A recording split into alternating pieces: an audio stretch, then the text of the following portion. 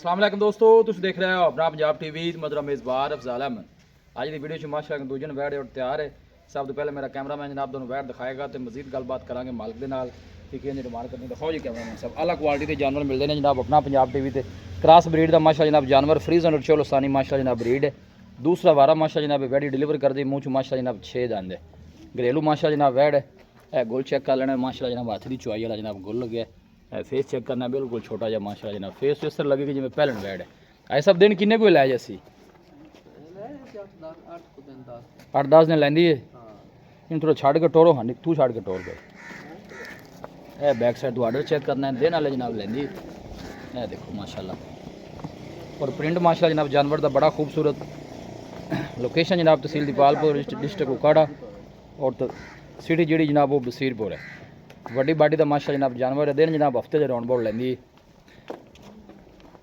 चला फरा के जनाब तसली कराने। घरेलू माशा जनाब वैड है किसी व्यापारी को नहीं खड़ी घर की माशा जनाब वैड़ी है। दिन एक हफ्ता जनाब लैंदी है।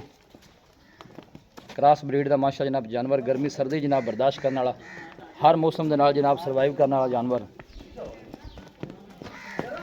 वीडियो ने जनाब मिनट तक देखना है लाइक भी करना है दोस्तों ना जनाब शेयर भी जरूर किया करो वीडियो में। कोई बादशाह नहीं पाई साफ सुथरा माशा जनाब आर्डर है। देखो गुल भी माशा जनाब हाथ की चुआई वाला है। देखो दूर तो जनाब कैमरा ला के जनाब जानवर का प्रिंट भी बड़ा जनाब खूबसूरत है। अगली साइड तो जनाब तुम गुल चेक कराने हाथ की चुआई वाले माशा जनाब गुल लगे ने है। फेस चेक करना है जी। ऐसे पिछले बारे किनिया उधारा कर दी रही है। अच्छा जी थना छना की क्लीयर है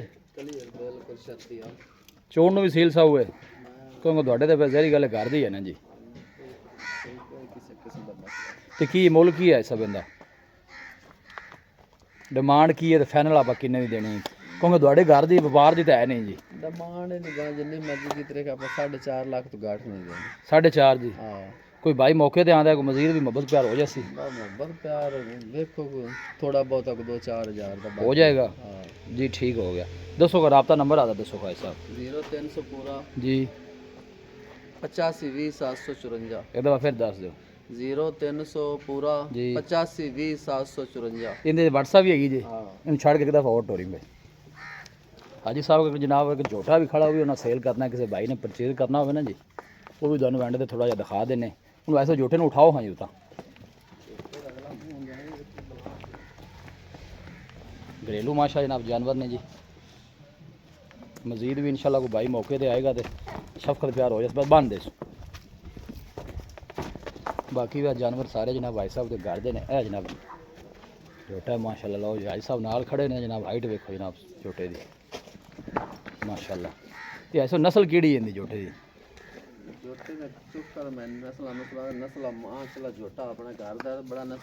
अच्छा जी ऐसा कहते नस्लों का ज़्यादा नहीं मैंने पता बाकी तुम वेखना माशाल्लाह खूबसूरत जनाब झोटा है। फेस चेक करना बिल्कुल छोटी छोटी सिंगी माशाल्लाह झोटे की हाइट भी माशाल्लाह तुम चेक करनी है।